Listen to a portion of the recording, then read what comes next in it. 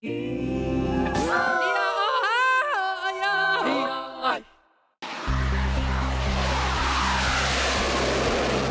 last 4 Brave Eagle fighter jets ordered in 2023 arrive in Taidong. A financial scandal is rocking Japan's cabinet. A drop in real wages this year has some young people in Taiwan doubting whether they can reach their life goals. Plus, we find out about Europe's growing interest in semiconductors. We're sharing data in order to achieve innovation jointly is a new paradigm.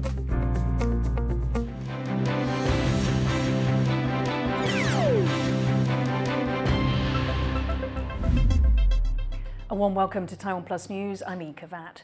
4 domestically made military trainer jets have arrived at an airbase in southern Taiwan.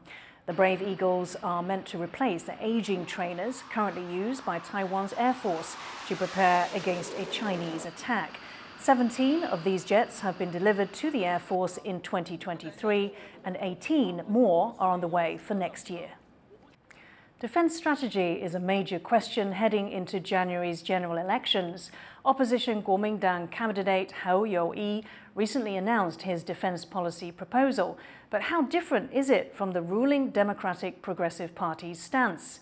To find out, our reporter Jaime Ocon spoke to Derek Grossman, a security analyst with the RAND Corporation. What is different about Hou You-yi's defense policy compared to the current administration's? We really don't know a whole lot about Hou You-yi's defense strategy, but what we do know is that recently he's talked about doing things like drafting a national security strategy, paying Taiwanese service members more, and investing in drone warfare capabilities. Now, when you look at what the DPP has been doing under Tsai Ing-wen and what a Lai Ching-te administration would likely do on defense policy, there doesn't seem to be a whole lot of daylight between the two of them. The DPP also is interested in paying Taiwanese service members more, and they have been already investing in drone technology across the board in order to bolster deterrence and potentially counter China in a conflict. So again, it's unclear how what Hou is proposing is any different from the DPP. And how different are the KMT, the Kuomintang, and the DPP, the Democratic Progressive Party, in terms of U.S. military cooperation? I think the KMT and the DPP both highly value cooperation with the U.S. on military issues. And you really see this, especially with the big ticket sales like F-16s, for example, right? Both sides, when Ma Ying-jeou was in power from 2008 to 2016, and also Tsai from 2016 on to the present, anytime there's a big military sale from the U.S., arms sale, whether it's KMT or DPP, they welcome that sale because it really bolsters their credentials in the eyes of the Taiwanese people, and it also demonstrates that Taiwan has an important partner in the United States to help counter China. So I don't expect, if the KMT were to win, next month, I don't expect the KMT to change its position on military cooperation with the U.S. What I do see, however, is kind of a de-emphasis on the need for military cooperation were the KMT to win, because their priority will be dialogue with Beijing. Do you think the United States maybe has a preference of which party it would like to work with in the future? I would say that the United States obviously does not does not have a preference, so to speak, in terms of who wins the election in Taiwan, but obviously it will be easier to work with the DPP than it would be with the KMT, and I say that because the DPP shares the suspicions that the U.S. has about China and shares the desire to counter China, whereas the KMT is going to look a little bit more suspiciously at the U.S. position to do those things, right? So I think that if the DPP wins, then the U.S.-Taiwan relationship will continue to go down this path of really strengthening ties, especially on the military side, in order to deal with China. I think if the KMT wins, that will probably still happen, but it will be a little bit more in fits and starts. It will be a little bit more incremental. And so that will be, I think, a change that policymakers in Washington would have to adapt to going forward. That was our reporter Jaime Ocon speaking to Derek Grossman, a security analyst from the RAND Corporation. The Philippines is accusing China of seriously damaging one of its fishing vessels after Beijing rammed it and blasted other ships with water cannons. Jaime Ocon has this update. Chinese Coast Guard ships blasting Philippine fishing vessels with water cannons in the South China Sea. One Chinese ship even rammed into a smaller Filipino vessel, causing severe damage, according to the Philippines Coast Guard. These actions are just the latest in a back-and-forth territorial dispute between China and the Philippines in those waters. Officials in Manila, however, say the recent aggression is hitting new heights. This is a serious escalation on the part of the agents of the People's Republic of China. The use of water cannons numerous times, long-range acoustic devices which caused severe, though temporary, discomfort and incapacitation to some Filipino crew, as well as dangerous and unsafe maneuvers, is completely unacceptable. The incident happened in the Scarborough Shoal, just over 200 kilometers from the Philippine coast and one of the most contested areas of the South China Sea. Beijing insists that it controls the entirety of the sea under its so-called nine-dashed line claim, which has no legal basis. But in a region which sees more than $3 trillion in economic activity like fishing annually, countries are trying to stake their claims and control as much of the sea as possible. That's why Chinese officials are defending their actions and the use of water cannons. 严重侵犯中方主权，危害中方船只和人员安全。中国海警依据国内法和国际法，对非方船只采取必要措施，操作专业、克制、合理、合法。中国外交部已就此向非方提出严正交涉，表示强烈抗议。 In recent months, China has sent more and more Coast Guard ships to the South China Sea to assert its sovereignty. It's also been focusing on gray zone tactics to try to enforce its claims without triggering a broader conflict.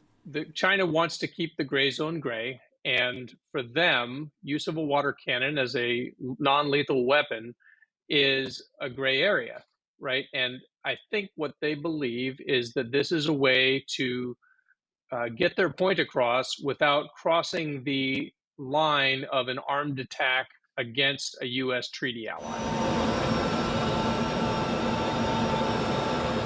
In response, the Philippines has been leaning more on its allies like the U.S. and Japan to push back against China. But analysts are concerned that the use of water cannons will become the norm as Beijing ramps up its efforts.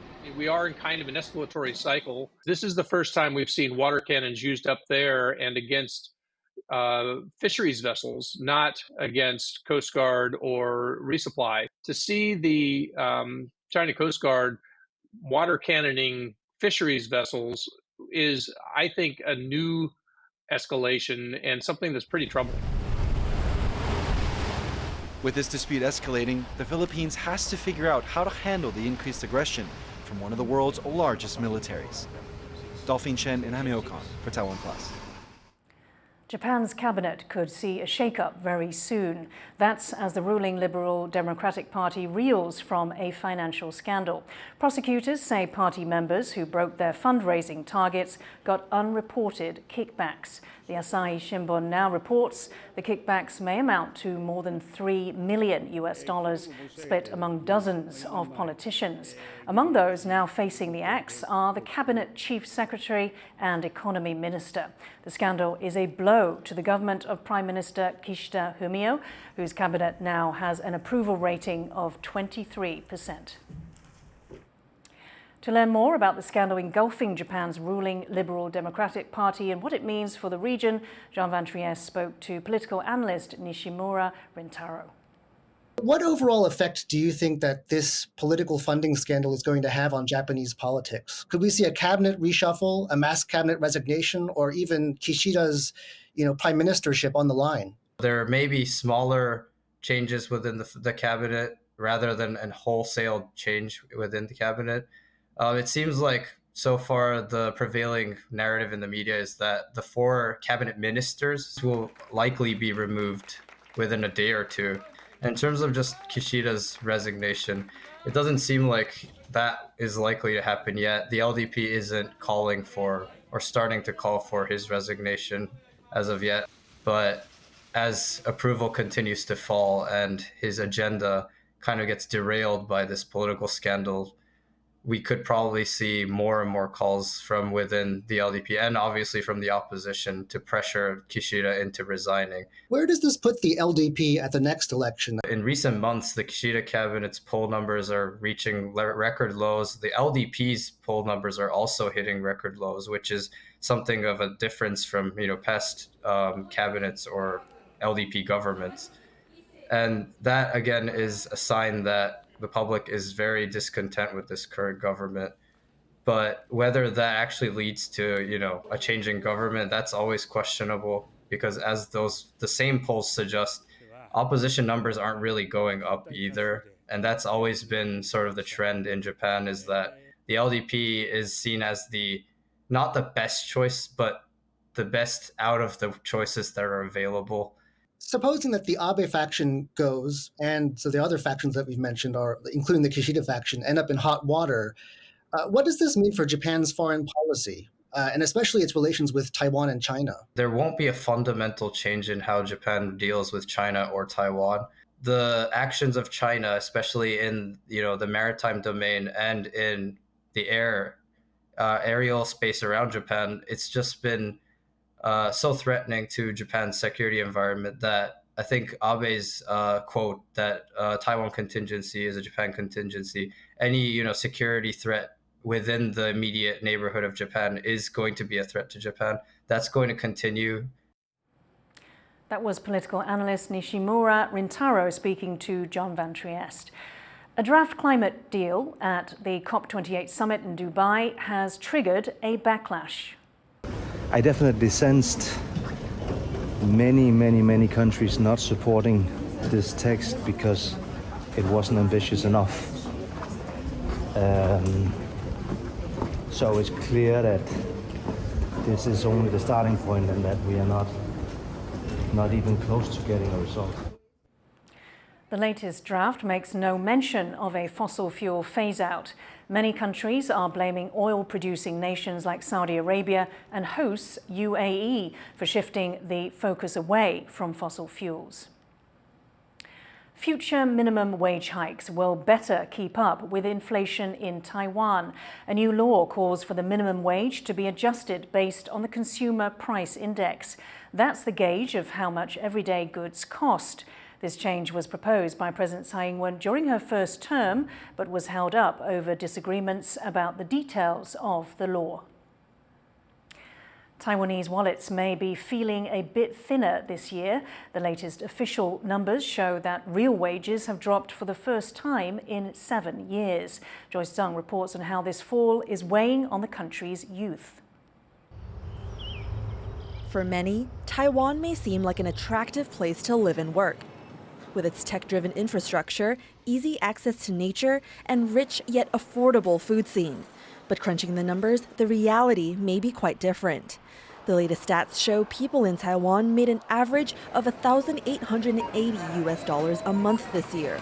But adjusting for inflation, it's more like $1,700 a month, and one of the lowest wages among developed countries. 全球的一个经济趋缓的状态的影响，然后奖金发放的比较少，所以它在非经常性薪资的这个部分发放就会比较少。 Taiwan's low wages are a particularly heavy burden for young people here, many of whom have already given up on certain life goals, like moving to the city and buying a house. 我自己是偏向租就好了。真的房子很贵，然后薪水很少，然后如果真的要买一个房子，我不知道要不吃不喝多久。 Taiwan's been trying to crack down on rampant property speculation by landlords, something that drives up prices, but it hasn't been very effective. Some apartments here in the country's capital cost just as much as those in New York City and London, so buying a place somewhere like this is unthinkable for many people. But even if you take Taipei out of the picture, Taiwan's housing is still among the most expensive in the world. And given the latest figures on what people make, owning a home at all is becoming an even more far-fetched dream. In the last 10 years, the number of people taking out mortgages continues to rise, with the average loan increasing from just under $110,000 to a whopping $161,000, a jump of almost 50%, and a huge amount compared to what people make. In that same period, average real wages in Taiwan have only gone up by 26%. It's a reminder for the country, which will need to rely more on its young citizens as the population rapidly ages, that it must do more to help its people feel like their life goals can be achieved. Alex Chen and Joyce Zen for TaiwanPlus. Coming up, find out how Taiwan's surging stray dog population is taking a toll on the country's protected animals.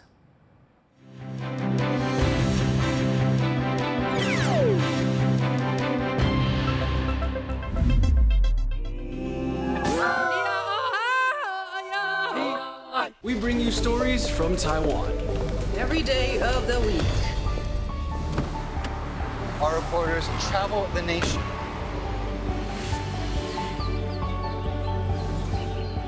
Exploring the issues that matter to you. News from here in Taiwan and around the world. What's up, Taiwan? On TaiwanPlus.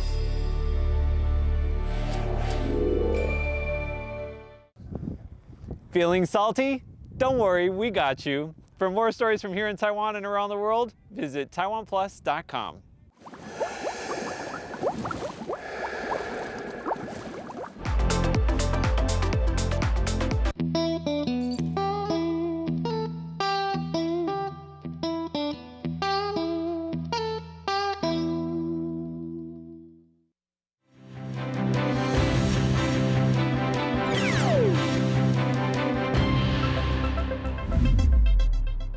Welcome back. You're watching Taiwan Plus News.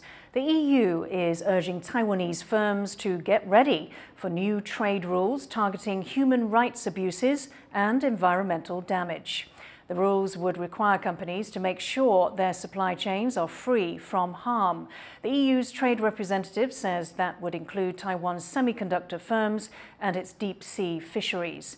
Taiwanese fisheries have long faced accusations of using forced labor. The new rules are expected to be adopted next year. The new EU rules are likely to impact Taiwan's chip makers. It's another sign of Europe's increasing interest in semiconductors. For more on this growing industry, our reporter Joyce Zeng spoke with Dr. Kai Beckmann, the electronics CEO of German tech and science company Merck. Germany for centuries has been setting the benchmark for many fields and technologies, whether that's automation, engineering, electronics. But looking at today, where do you see Germany fitting into the global innovation landscape? Developing future talent is key. Of course, Germany has to be competitive in that area. There is because other countries are developing very fast, so Germany has to do a lot to maintain competitiveness. There is, of course, an element of kind of engineering excellence, which I think differentiates Germany from other countries. That's a competitive advantage. But to be humble enough, we have to do a lot in order to stay competitive. As the CEO of a major materials supplier, can you explain a little bit about the role you play in semiconductors and where do you see the trends going from here? For many people, from an outside perspective, a chip is like a piece of silicon and that does something. We then need materials to put layers on that chip. And those materials get more sophisticated as the technology advances because the structures get smaller, the requirements get more intense and more sophisticated. And this means we're turning into a time where there's many different materials-related process steps that create all these different advancements for the semiconductor industry. Where do you see the solution being to keep advancing technology and innovation? That there is a increasing need of vertical as well as horizontal collaboration in the industries. That collaboration, of course, at the end is enabled by sharing data. With AI and machine learning algorithms, then you can extract predictions or analysis or correlations out of the data. The old approach is I keep my data kind of very close to my chest and let not anybody have a look into my data. This time is over, and there is a time of where sharing data in order to achieve innovation jointly is a new paradigm. And I'm very much convinced that this will definitely improve innovation speed and performance in the industry.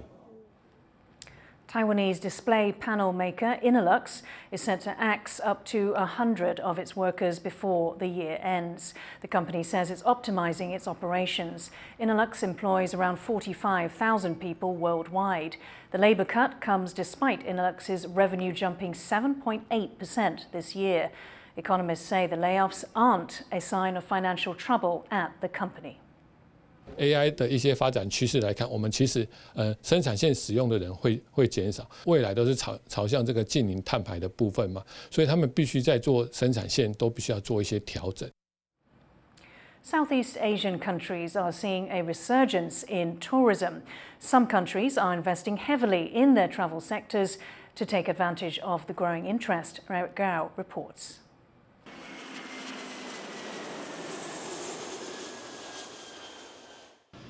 Another plane bringing more travelers to Phuket. One of Thailand's most popular tourist spots, it's seen a resurgence in tourism after COVID-19, with arrivals topping pre-pandemic levels. The increase in tourism has sparked the establishment of a new international airline, set to begin service early in 2024. So Southeast Asia seems to be the spot whereby it's going to be the probably one of the center of the universe in the future, right? So we're very determined to feel that this is going to be a project that I believe may change the aviation paradigm in the future. Countries in Southeast Asia have seen more interest from international tourists since the end of pandemic-era travel restrictions. Not all of them have seen recoveries like Phuket's, but industry watchers predict 10% annual tourism growth over the next 2 decades, better than the global average. And regional governments are banking on this trend, investing more in travel infrastructure. Come to Cambodia. Cambodia is planning a massive new airport in the capital, set to open in 2025. It's meant to handle 50 million passengers annually by 2050. And just this month, it opened its new Siem Reap airport, improving access to the popular Angkor Wat temple. One of the game changers, but we need more in order to be comparable so that it can attract worldwide tourism to come to visit Siem Reap. Vietnam is building what will be the country's biggest international airport, also scheduled to open in 2025. But the only way these projects will be successful is if tourists keep coming. There are already signs that this may not happen. Tourist numbers from China and India, both major sources of travelers, have been dropping as those countries face economic difficulties. These uncertainties weigh on industry leaders like Saracen. You know, in any business, right, there are some points you're going to say, why am I doing this, right? Across my mind many, many, many times. You have to be crazy in the aviation business in the first place, right, if you're not institutional. He has reason to worry. A new airport in Thailand's south has not attracted the tourists it expected and now stands empty. Governments will need to hedge their bets, even as they bet big on a tourism boom. Ryan Wu and Eric Gao for TaiwanPlus. Taiwan's stray dog population has surged in the last 15 years, and the growing number of dogs in the wild is taking its toll on the country's wildlife. Leslie Liao has more. Meet Fridge, a masked palm civet that was adopted by students at National Taiwan University in Taipei. After caring for the animal for a time, they released it on campus. Unfortunately, 1 week later, Fridge was found dead on the school grounds, the victim of a savage attack by stray dogs. Civets remain common in Taiwan, but growing stray dog attacks may be driving up the species' death rate. Stray dogs are also attacking rarer and protected animals like pangolins. This female pangolin lost its tail. That's a big blow to her ability to rear offspring. 小孩子会趴在他们的尾巴上面，可是它完全没有尾巴，它就没有办法带着它的小孩到处走。The Wildlife Research and Rescue Center, based in central Taiwan, regularly takes in injured pangolins.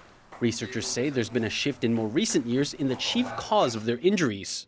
前20年救伤原因的第一名是受夹子，但是近10年来的穿山甲救伤原因第一名是犬攻击。 Taiwan's stray dog population has surged since 2009, reaching close to 160,000 in 2022.